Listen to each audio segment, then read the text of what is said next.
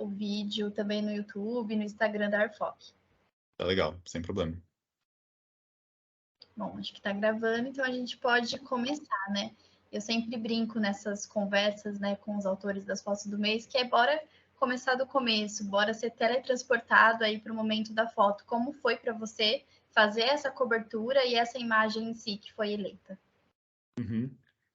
Bom, acho que para falar dessa cobertura, eu tenho que falar que eu estava já vindo do carnaval, Bruna, e eu tinha coberto o carnaval na Avenida aqui em São Paulo, sexta e sábado, e no G1, há muitos anos, assim, né, fora a pandemia, há muitos anos que todo mundo trabalha o carnaval inteiro. Ia ser o primeiro ano que ia ter folga domingo e segunda, porque o normal era ou trabalhar, enfim, eu sempre trabalhava os 4 dias direto, as 4 madrugadas, porque eu participava da cobertura no Rio também. No começo era remotamente, eu ajudava aqui de São Paulo, mas depois de uns anos, depois de 2, 3 anos, a partir de 2000 sei lá, 2014, 2013, aí eu comecei a ir para o Rio para fotografar lá também, e para editar e fotografar. Depois, primeiro mais edição e depois fotografar também. E aí eu não ia. Eu não tinha os 4 dias de carnaval. E aí no domingo eu estava, né, eu estava de folga, aí eu só dormi basicamente, e na segunda-feira eu era meu segundo dia de folga, e aí 9 da manhã eu estava me preparando para ir para um bloquinho quando o chefe do plantão me liga e fala, cara, você, né, tá sabendo de São Sebastião, a gente tá querendo mandar a gente para lá. E era minha folga, eu tava fantasiado, pronto para. Tipo, tinha acabado de abrir. Eu falei pra ele, acabei de abrir a primeira cerveja pra ir pro bloco, mas bora. Ainda bem que ainda era só a primeira, né? Não Exato, comprometeu. exatamente. Era cedo, era 9, 9 e pouco da manhã. Aí eu falei, cara, vamos. E aí, enfim, larguei esse plano todo pra trás. Eu ia fotografar um bloco até, tinha combinado, mas falei com o pessoal, ia ser um negócio, né, dos amigos meus. Ainda bem que tinha muita gente lá pra fotografar, mas aí eu fui lá meio de paraquedas. Eu tinha visto meio por cima, assim, né, do desastre, mas não tava super ligadão, porque tava ali, né, tipo, ainda me recuperando do carnaval, cansado, tipo, tentando aproveitar um pouquinho do que tinha para aproveitar.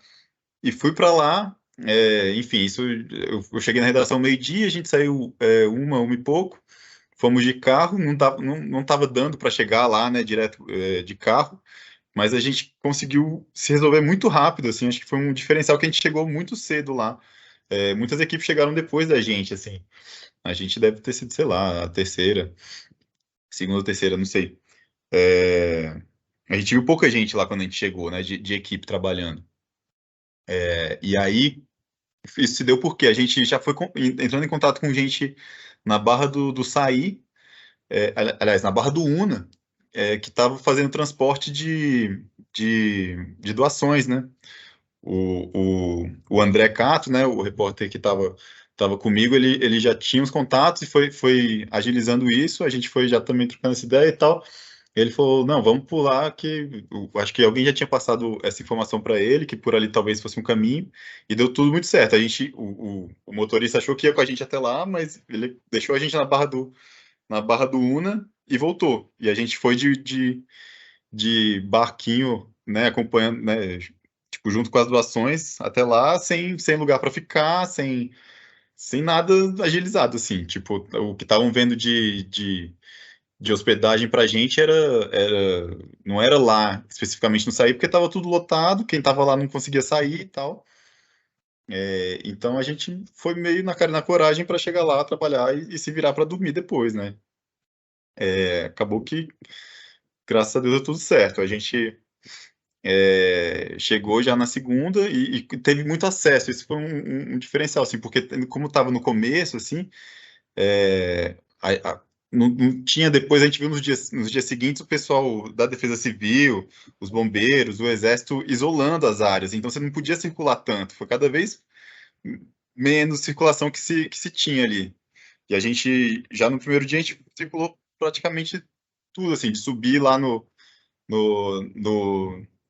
num dos pontos da via principal ali, onde tem aquela imagem da câmera de segurança descendo a água, a gente subiu aquela via toda ali e tal.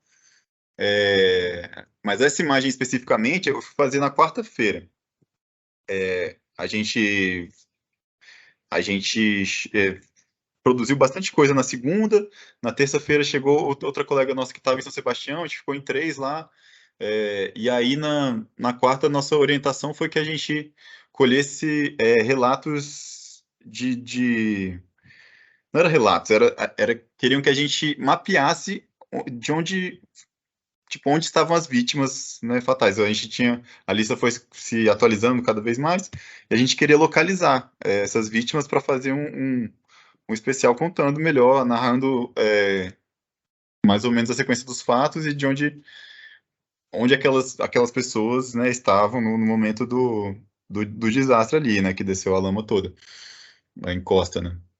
E aí foi nesse dia que eu estava nessa função muito mais de produção, que eu não estava tão encarregado de fazer imagem ali, porque eles queriam esse esforço nosso de apuração mesmo, então a imagem estava meio em segundo plano, mas como eu acabei indo por um lado que eu não tinha ido ainda, eu estava ligado e fazendo as duas coisas, e fui conversando com as pessoas e pegando as informações, anotando tudo, e também fui fazendo imagem ali. Eu fui pro ponto zero ali que eles chamavam.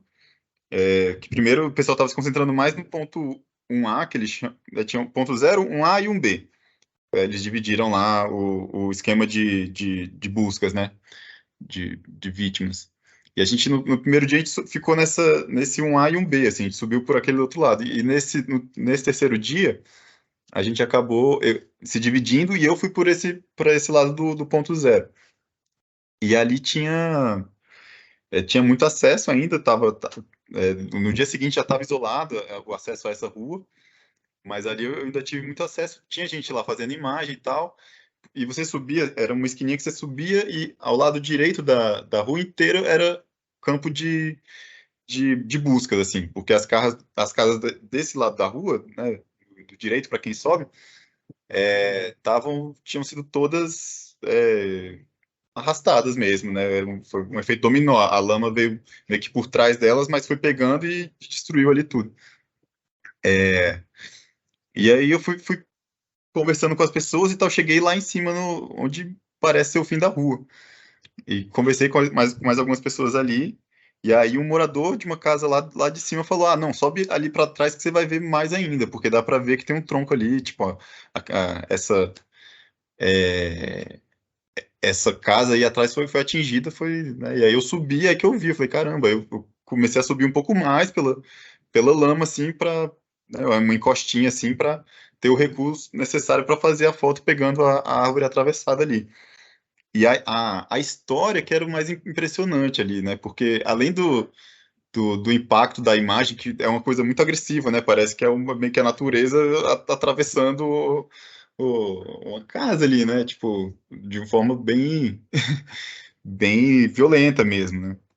Mas além disso, a história que eu ouvi lá, que a gente, né, ainda não, a gente não tinha muito acesso às pessoas que tinham sido, né, feridas e tinham sido levadas, ou para essas pessoas estavam isoladas, a gente tentou até entrar em contato, mas não conseguiu. E aí era muito difícil publicar um relato de um vizinho para falar, aconteceu tal coisa com minha vizinha. A gente teria que chegar a pessoa para contar. Mas o relato que eu ouvi sobre essa casa especificamente é que, né, ali a vítima daquele lugar foi um bebezinho de 9 meses. E ele escapou do braço, do colo da avó dele. Ela estava levando ele, socorrendo ele né, levando ele no colo e veio a força da água e tirou, e ela não conseguiu segurar e ele foi levado. E o que ele me contou também é que, além, tinha esse bebezinho, a irmã dele tinha uns 9 anos, não. Não, ela era uma menina, né, uma criança, não lembro a idade exatamente, mas o que ele me contou é que essa menina ficou com as pernas presas, não sei se nesse tronco ou se de alguma outra forma, mas que ela ficou com as pernas presas ali. E aí tiveram que quebrar as pernas da menina para conseguir né, desprendê-la e socorrer a menina, né, levando ela no colo. O pessoal relatou que ela passou ali chorando e tal, desesperada, no colo e com as pernas, pelo menos uma perna quebrada ali por conta da situação naquela casa específica dessa árvore atravessada. Então, para mim, essa imagem marcou mais ainda por ter esse relato por trás, né, de uma família tão atingida assim, né, tipo, pela violência da situação ali, né, desse deslizamento. Então foi bem isso, assim, eu não estava conseguindo acompanhar tanto as publicações de lá, mas depois eu comecei a ir atrás para ver, e eu não achei essa imagem tão explorada em outros canais, assim, sabe? E eu fiquei até curioso, eu acho que foi por alguns aspectos, assim, por ser lá no final de uma subida grande, aí às vezes as pessoas nem imaginam que vai ter alguma coisa, Sim. ou por já ter muita cena ali acontecendo do lado com as buscas, o pessoal já se satisfez ali e não quis subir até lá. Enfim, acho que eu dei sorte de ter um relato, alguém falou, alguém, né, um vizinho ali de frente, seu Clício, se não me engano, ele me falou, não, sobe ali que dá pra ver e tal, a árvore que atravessou. Então eu acho que dei um pouco de sorte de poder fazer essa imagem, foi muito marcante ali para mim, por esses aspectos aí que eu falei.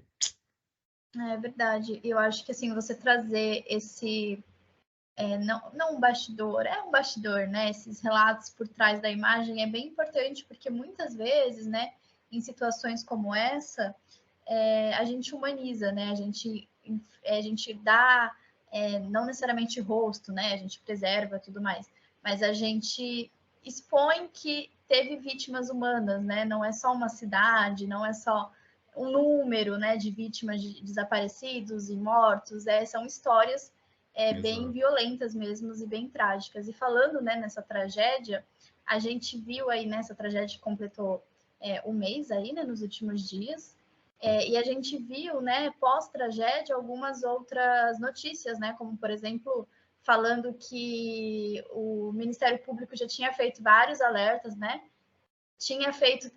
houve também uma falta de repasse nos recursos destinados a tragédias, né, ou seja, a gente tem aí um desastre natural, mas não só, né, não é só uma coisa assim, um desastre da natureza, mas uma série de consequências que, infelizmente, né, levou a isso. E conta pra gente, Fábio, né? Você que esteve aí tão próximo dessa tragédia, como que você enxerga, né, o papel da imprensa de jogar luz para essas situações? E não, infelizmente, né, a gente só joga luz depois que acontece, mas da importância, né, de humanizar, de trazer esses relatos, de trazer essas histórias, as vítimas, de que não é só um número e de que tudo isso foi feito aconteceu, né, na verdade, e poderia ter sido evitado, né? Como que você enxerga o papel da imprensa nesse sentido? Bruna, acho que é primordial, né, a gente abraçar isso como missão mesmo, buscar essa função, né, do jornalismo de apontar os erros, né, da administração pública. Assim, a minha esperança é que não seja sempre, né, toda vez o negócio depois que aconteceu a gente mostra, né? Eu acho que esse tipo de situação, com certeza provocou com que outros lugares que têm, né, moradias regulares ou irregulares, né, provavelmente irregulares, perto de uma encosta, numa situação parecida, que não tenha sido atingida, mas que o pessoal já busque, né, tipo, fazer esse levantamento, né, a imprensa local pode, né, tem todo o dever, às vezes, até de falar, cara, a gente não precisa esperar isso acontecer, né? Acontecer uma tragédia dessa para a gente ir atrás, né? Então, acho que a gente também tem que pensar dessa forma, de falar, beleza, a gente fez uma cobertura aqui e tal, mas, sei lá, o G1, eu acho que o G1 tem muito a possibilidade, né? Os braços para fazer uma pauta assim, né? Tipo vamos fazer levantamentos né, como o G1 tem redações em todas né, as unidades federativas e tal, dá para a gente, né, fazer um levantamento, tipo, onde tem lugar que tem uma situação parecida e será que a gente pode descobrir, né, desse meio? Acho que são pautas que a gente tem que sempre ficar atentos para levantar, né, antes da tragédia vir, né? E eu acho que espera aí que eu me perdi um pouquinho. É, eu tava com alguma coisa para falar e aí eu esqueci. Ah, tá, não. E aí o lance de humanizar para trazer atenção, isso é legal porque eu já participei de algumas outras coberturas, né, de tragédias assim, e aí tem né, teve uma história que foi interessante, porque veio da experiência que eu tive já de uma cobertura passada, buscando justamente humanizar, né? Quando teve o desastre de Mariana, da, enfim, como é que chama? Da represa. É, do desastre, né, lá de Mariana, que desceu o rio lá e tal, a lama chegou em várias cidades, e foi um desastre ambiental, né, lá, que teve. Sim. Eu fui para cobertura Brumadinho, né? O Brumadinho foi depois, teve Mariana primeiro, aí acho que 2 anos depois teve Brumadinho. Eu fui para Mariana, e eu fui eu acho que eu cheguei lá depois de mais de 10 dias, assim, de ter estourado a barragem, né? Foi Então eu fui ajudar, né? Entrei numa vaga que tinha de uma família que estava levando doação de São Paulo para lá, e aí eles estavam reunindo essas doações, eu fiquei sabendo dessa possibilidade e fui acompanhar eles lá. E a gente acabou indo, a gente passou por Mariana e foi para Barra Longa, que foi a segunda cidade mais atingida, assim. E, e aí levamos né, eles levaram essas doações para lá e eu fui acompanhando e fiz uma cobertura lá visual, muito mais voltada para foto na época. É, mas aí eu também tive a ideia de fazer um vídeo lá, que eu fiz lá, e aí depois lembrei e consegui replicar mais ou menos a ideia para fazer lá na Vila Saí, né? E foi, como eu já estava com uns dias, né, da cobertura vir rolando, eu fiquei pensando, cara, o que eu posso fazer de diferente para ainda ter a humanidade que a gente precisa para chamar a atenção das pessoas e falar, cara, não, né, tipo, isso aqui foi realmente né, impactante para essas pessoas, para essas vidas. Eu consigo me ver no lugar dessas pessoas. Eu fui falar com as crianças, né, da cidade de Barra Longa para pegar a visão delas, de como elas tinham visto aquele desastre e, né, absorvido aquilo e tal. Pegar uma narração delas de como era a cidade antes, né, o que que elas viam que não iam ter mais, tipo, né, que ia ter que ser diferente, porque, né, enfim, e aí elas contaram, tipo, né, de como elas viram a lama chegando, que era um negócio meio um bicho-papão vindo do rio, eles tinham notícia da cidade que tinha sido atingida mais para cima e que ela, né, ia provavelmente chegar lá em Barra Longa. E também do que eles iam sentir falta da praça, a praça era na beira do rio, então foi totalmente tomada pela lama, foi destruída, eles falando de como eles brincavam na praça e tal. E aí lá em São Sebastião eu saí com a Thaís, minha colega, e a gente eu tinha proposto já para a gente fazer essa pauta, a chefia gostou da ideia, e a gente foi, só que é muito delicado assim também, porque quando você vai falar com criança, né, a gente teve que cortar bastante das entrevistas, porque tipo, é um limiar meio tênue entre você querer chamar atenção para a humanidade da parada e você, né, expor uma criança a uma situação tão, né, tão desgastante e pesada mesmo, né, para a cabeça de uma criança e tal. A gente escuta pouco as crianças e elas estão aí, né? Elas também são Sim. afetadas, né? Então, esse cuidado e de ouvir, né? Claro que com todo esse cuidado que você contou, é bem Hum. interessante. E outra coisa também muito importante que você disse, né, foi sobre isso, né? Tipo, já a pauta já aconteceu, já cobriu, o que a gente pode fazer disso? Uhum. Aprender com ela, né? Então, talvez fazer esses levantamentos, eu acho que fica aí uma lição muito importante, né? Porque não é uma pauta que inédita, né? A gente Tá. tem praticamente todos os verões, inclusive no ano passado, a gente teve por 2 meses consecutivos, imagens eleitas na ARFOC, né, que como a sua foi, sobre tragédias. Teve uma tragédia no sul da Bahia, teve uma tragédia, se eu não me engano, no Maranhão, enfim, várias tragédias aí, Brasil afora.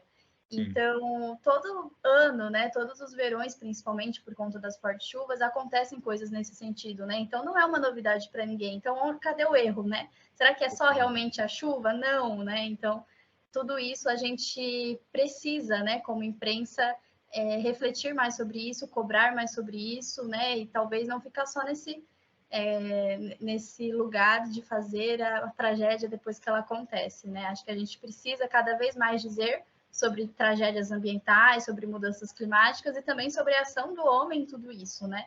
E não necessariamente falando na parte sustentável, né? Mas na parte de gerir isso, né?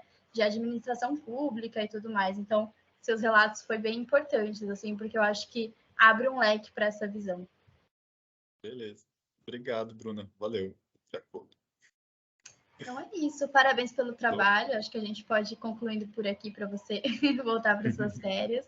Muito obrigado pela atenção. E se você quiser aproveitar esses minutos finais para deixar alguma mensagem, e também, né, a gente costuma deixar aqui o espaço para o autor da foto do mês se apresentar um pouquinho, contar um pouco mais do seu trabalho, para que aqueles que ainda não conhecem, né, o seu trabalho comecem a acompanhar. Ah, legal. Tá bom. Vou me apresentar então. Bom, gente, eu sou Fábio Tito, eu trabalho no G1, vai fazer agora 12 anos, aqui em São Paulo. Eu vim de Brasília, comecei como repórter de texto lá, e depois fui caminhando para a imagem. Trabalho hoje em dia com foto, vídeo, às vezes texto, produção, aquela coisa bem multifuncional, mas minha paixão mesmo é fotografia. E eu tento meter sempre no meio a fotografia, seja fazendo um vídeo editado com foto. Eu acho que a minha paixão está aí e é o que eu gosto de fazer. O que mais que posso falar? Bom, caraca, sério, Bruno, tá muito bagunçado aqui minhas ideias. Fique em paz, tá Eu ótimo. vou, tá. Porque senão eu também começo a falar e aí eu não paro de falar, né? Não, bom, tá. Bom, sobre o meu trabalho, eu cubro de tudo no G1, tudo que você imaginar, sei lá, menos celebridade e esporte. Celebridade, quando chega o carnaval, a gente cobre celebridade, mas é uma coisa pontual. Mas então vai de manifestação a desastre, né, muita pauta produzida, eventos, shows, festivais. E então é uma produção muito rica que me deu muita oportunidade de crescer e experimentar muita coisa diferente. Então, admiro muito o trabalho de muito colega que está na FOC. Acho que é muito legal ter esse ponto para a gente compartilhar e se comunicar e estar tá junto, né? Fortalecendo a categoria. Então, forte abraço aí para todos. E é nóis. Legal, Fábio. Agradeço. Fábio, de novo, muito obrigado pela atenção. Desculpa aí se eu incomodei. De forma alguma. Mas, de novo, muito obrigada pela atenção e parabéns pelo seu trabalho. Valeu, Bruna. Obrigado, eu que agradeço. Vou encerrando aqui, mas qualquer coisa pode me chamar no WhatsApp, tá? Fechou. Valeu.